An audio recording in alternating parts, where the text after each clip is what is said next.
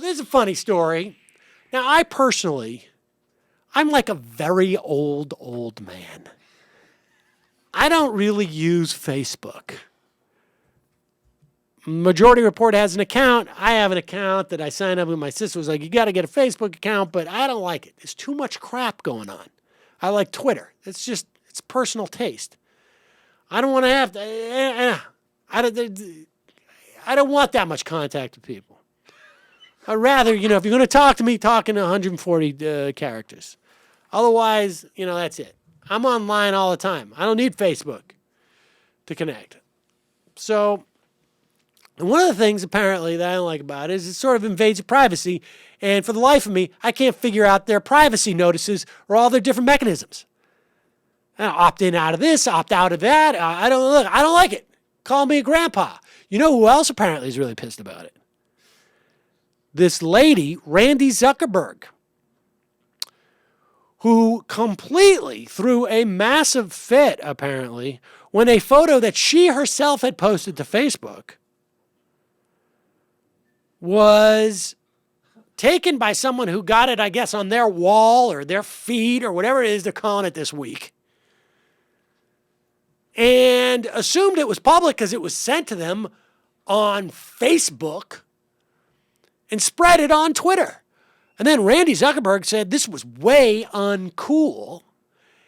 And it's not about anything other than human decency. In fact, she said, quote, digital etiquette. Always ask permission before posting a friend's photo publicly. It's not about privacy settings. It's about human decency. She seems very protective of Facebook because, I guess, her brother is Mark Zuckerberg.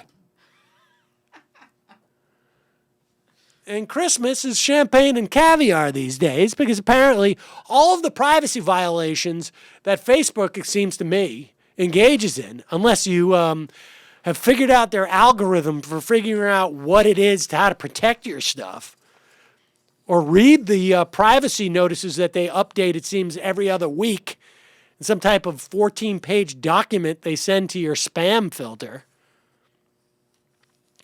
And in reporting on this story at Read Write, Dan Lyons goes through some of the things that the company itself has done.